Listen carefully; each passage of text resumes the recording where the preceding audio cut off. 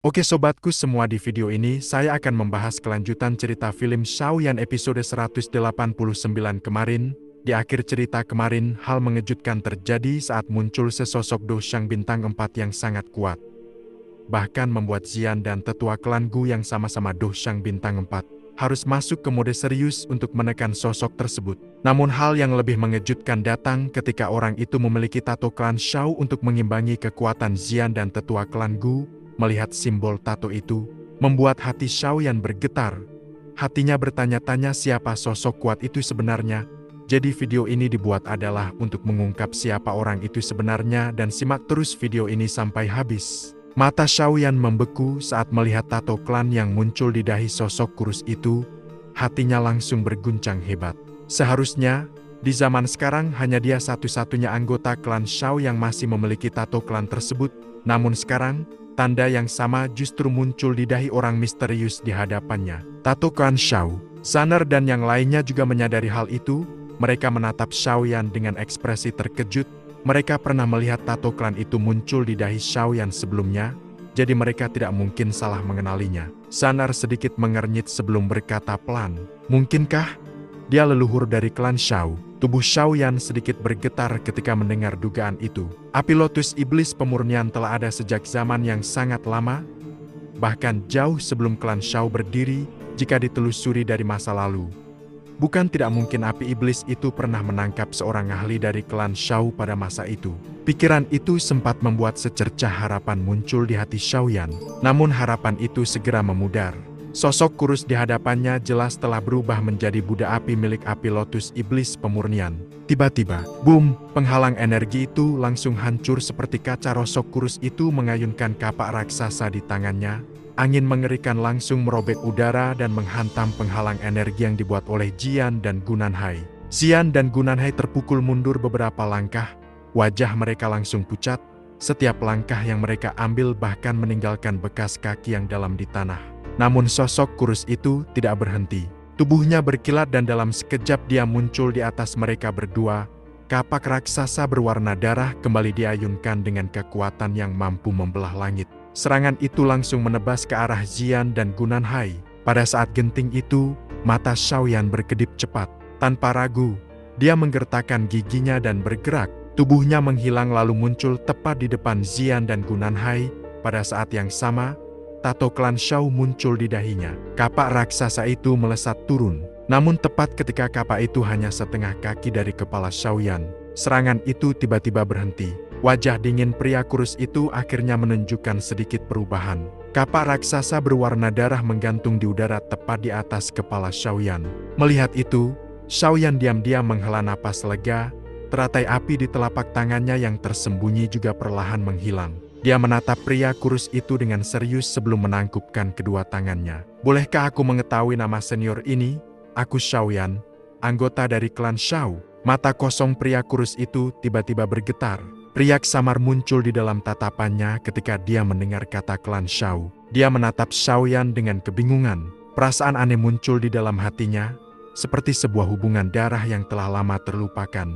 "Kamu, anggota klan Shao?" tanyanya dengan suara serak. Shaoyan segera mengangguk. Namun setelah itu, pria kurus itu tiba-tiba bergumam dengan bingung. "Lalu, siapa aku?" Hati Shaoyan langsung terasa dingin. Jelas sekali bahwa kesadaran pria ini sudah tidak lagi sepenuhnya utuh. Tiba-tiba sebuah suara terdengar dari belakang. "Kamu adalah Shao Chan, kapak berdarah Shao Chan." Shaoyan menoleh. Gunanhai berdiri di sana dengan wajah penuh keterkejutan. "Shao Chan?"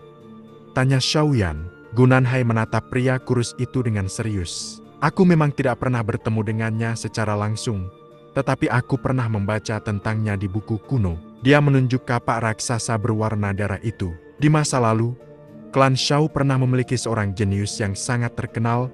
Senjatanya adalah kapak raksasa berwarna darah seperti itu. Namanya Shao Chan. Dia adalah sepupu dari Shao Xuan. Bakatnya luar biasa, tetapi sifatnya sangat bebas dan sulit dikendalikan.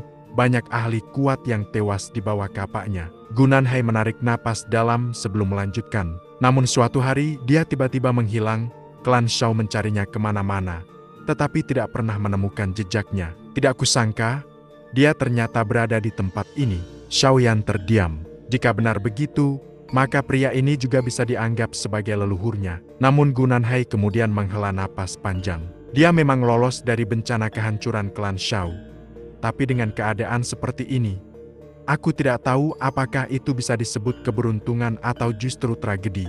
Pada saat itu, wajah Shao Chan tiba-tiba menunjukkan ekspresi kesakitan. Tubuhnya mulai bergetar hebat. Api putih krem perlahan keluar dari pori-porinya. Dia sedang melawan kendali api lotus iblis pemurnian, seru Gunanhai dengan suara terkejut. Xiaoyan melihat pemandangan itu dengan cemas. Api iblis itu telah menyatu dengan tubuh Shao Chan, bahkan dia sendiri tidak tahu bagaimana cara menolongnya. Namun tiba-tiba, gugusan cahaya misterius di dalam pikirannya bergetar. Xiaoyan langsung tertegun. Beberapa saat kemudian, matanya bersinar terang. Tanpa ragu dia berjalan menuju Shao Chan. "Xiaoyan!" teriak Zanner dengan cemas. Namun Xiaoyan hanya melambaikan tangannya. Dia berjalan mendekat lalu menepukkan tangannya ke bahu Shao Chan. Hal yang aneh terjadi. Begitu tangannya menyentuh tubuh Shao Chan, gemetar di tubuh pria itu langsung berhenti. Api putih krem yang keluar dari tubuhnya juga perlahan menghilang. Shao Chan menarik napas berat beberapa kali sebelum menatap Xiaoyan. Tatapannya penuh emosi yang rumit. "Bagaimana keadaan klan Shao sekarang?" tanyanya pelan. Xiaoyan terdiam sejenak sebelum menjawab dengan suara pelan. "Klan Shao sudah tidak ada lagi." Dia kemudian menceritakan secara singkat tentang kehancuran klan Shao. Selama cerita itu berlangsung, Shao Chan tidak mengatakan sepatah kata pun. Namun tinjunya mengepal begitu erat hingga darah perlahan menetes dari telapak tangannya. Beberapa saat kemudian, dia bergumam dengan suara bergetar. Bahkan, kakak Shao Xuan juga sudah mati. Xiaoyan hanya bisa menghela napas pelan. Setelah beberapa saat, dia kembali berbicara. "Senior Shao Chan, tempat ini adalah dunia milik api lotus iblis pemurnian.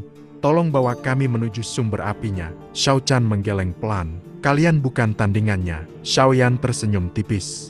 "Kalau kita tetap di sini, kita juga tidak akan memiliki kesempatan untuk hidup." Shao Chan menatapnya lama. Akhirnya dia berkata singkat, "Ikuti aku." Dia berbalik dan berjalan menuju pintu terakhir. Xiaoyan langsung mengikutinya tanpa ragu. Zanner, Gunanhai, dan yang lainnya juga mengikuti dari belakang. Di balik pintu besar itu terdapat tangga batu panjang yang mengarah ke sebuah altar besar. Di atas altar itu terdapat sebuah tahta batu. Di sana duduk seorang pria berjubah putih. Api putih krem mengelilinginya dan terus berubah bentuk seperti makhluk hidup. Ketika kelompok Xiaoyan mendekat, pria berjubah putih itu membuka matanya. Senyum hangat muncul di wajahnya. "Jika kalian bisa mengalahkanku, kalian boleh mengambil esensi api lotus iblis. Jika tidak, kalian semua akan tinggal di sini selamanya dan menjadi budak apiku." Suasana langsung menjadi sangat berat. Bahkan Gunanhai dan yang lainnya merasa seolah-olah pria itu tidak mungkin dikalahkan. Namun Xiaoyan tiba-tiba menghela napas panjang. Lalu dia berkata dengan suara tenang, "Api lotus iblis pemurnian, sepertinya kamu telah mewarisi semua kekuatan dari Saint Lotus pemurnian iblis. Tapi meskipun ilusi ini terlihat sangat nyata, tetap saja ini hanyalah ilusi." Kata-kata itu membuat senyum pria berjubah putih itu langsung membeku. Zanner dan yang lainnya juga terkejut. "Ilusi?" tanya mereka. Xiaoyan menatap pria berjubah putih itu. "Kita semua nyata, tapi kita sedang berada di dalam ilusi. Ini adalah kekuatan Nightmare Heaven Fog. Jika kita terus mengikuti alurnya, kita akan semakin tenggelam dalam ilusi ini sampai akhirnya menjadi budak api iblis." Wajah pria berjubah putih itu langsung berubah dingin. Namun Xiaoyan tetap melanjutkan, "Tapi sayangnya, rencanamu gagal." Api putih krem mulai berkobar dari tubuh pria berjubah putih itu. Dia tiba-tiba menyerang. Tombak api raksasa langsung melesat ke arah Xiaoyan dan yang lainnya. Melihat serangan mengerikan itu, wajah semua orang langsung pucat. Namun Xiaoyan berteriak keras, "Jangan gunakan dohki untuk bertahan. Anggap saja dia tidak lebih dari anjing lemah di dalam hati kalian." Semua orang tertegun, namun mereka tetap mengikuti kata-kata Xiaoyan. Mereka menahan rasa takut di hati dan menarik kembali semua dohki mereka. Tombak api raksasa itu menghantam. Namun tepat sebelum mengenai tubuh mereka, serangan itu tiba-tiba menghilang. Pria berjubah putih langsung marah. Namun Xiaoyan sudah bergerak. Setetes darah esensi muncul di jarinya dan berubah menjadi simbol merah aneh. Segel pemecah mimpi buruk. Simbol itu melesat ke udara. Boom! Seluruh ruang ilusi langsung hancur. Ketika kelompok Xiaoyan membuka mata lagi, pemandangan di depan mereka telah berubah. Di hadapan mereka terbentang lautan magma tak berujung. Api putih krem sesekali muncul dari magma itu. Beberapa batu gunung besar melayang di udara. Kelompok Shaoyan berdiri di salah satu batu tersebut. Lingkaran cahaya perak perlahan berputar di belakang mereka. Zhan Er akhirnya menghela napas lega. Apakah kita sudah keluar dari ilusi? Jangan bilang kalau ini masih ilusi. Yao Lao melihat sekeliling dengan wajah waspada. Suaranya terdengar sedikit gemetar. Pengalaman sebelumnya benar-benar membuat mereka takut. Tidak ada satupun dari mereka yang ingin kembali terjebak dalam ilusi setelah semua usaha yang mereka lakukan ternyata sia-sia. Shaoyan hanya tersenyum tipis. Tidak, api lotus iblis pemurnian tidak memiliki kemampuan untuk membuat ilusi seperti itu lagi.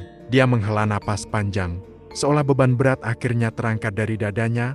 Setelah berhasil keluar dari Night Mahavn Fog, pikirannya terasa jauh lebih ringan. Keterampilan Do itu memang pantas menjadi teknik legendaris milik Saint Lotus pemurnian iblis, bahkan hanya dengan memikirkannya saja sudah membuat siapapun merasa merinding. Tiba-tiba, Shao Chan yang berada di samping mereka mengeluarkan raungan rendah.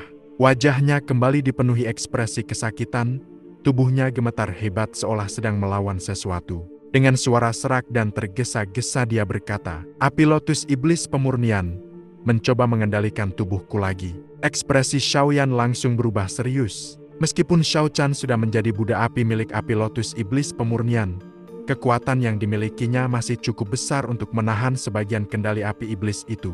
Jika ada cara untuk benar-benar memutus kendali tersebut, maka Shao Chan pasti bisa menjadi bantuan yang sangat besar. Saat ini, Shaoyan memang sangat kekurangan ahli puncak yang bisa berdiri sejajar dengannya dalam pertempuran. Namun memikirkan cara dan benar-benar melakukannya adalah dua hal yang sangat berbeda. Shaoyan sendiri sudah merasakan betapa mengerikannya kekuatan api lotus iblis pemurnian. Tidak mungkin kendali itu bisa dihancurkan dengan mudah. Saat dia sedang berpikir keras, gugusan cahaya misterius di dalam pikirannya tiba-tiba bergetar lagi. Shaoyan langsung tertegun. Setelah merasakan perubahan itu dengan hati-hati, wajahnya tiba-tiba dipenuhi kegembiraan. Tanpa ragu dia mengangkat tangannya dan menekan dahi Shao Chan. Kekuatan spiritualnya langsung melonjak keluar. Dengan kecepatan luar biasa, dia menggambar sebuah simbol tak kasat mata di dahi Shao Chan. Begitu simbol itu terbentuk, getaran hebat di tubuh Shao Chan perlahan mereda. Ekspresi kesakitan di wajahnya juga mulai menghilang. Setelah beberapa saat, Shaoyan menarik kembali tangannya. "Ini hanya bisa menahan kendali api lotus iblis pemurnian untuk sementara," kata Shaoyan dengan tenang. "Jika kita ingin benar-benar menghilangkan kendali itu, kita harus menghancurkan api lotus iblis pemurnian terlebih dahulu."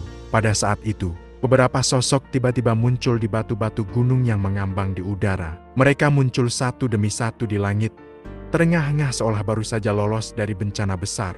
Ketakutan masih jelas terlihat di wajah mereka. Yao Lao melihat pemandangan itu lalu berkata, "Sepertinya ketika kamu menghancurkan ilusi tadi, itu memicu efek berantai dan membuat semua orang yang terjebak di dalamnya ikut keluar." Shaoyan mengangguk pelan. "Bagus juga mereka bisa keluar." Dia kemudian menatap ke arah lautan magma yang luas di kejauhan. "Dengan kekuatan kita saja, tidak cukup untuk mengalahkan api lotus iblis pemurnian."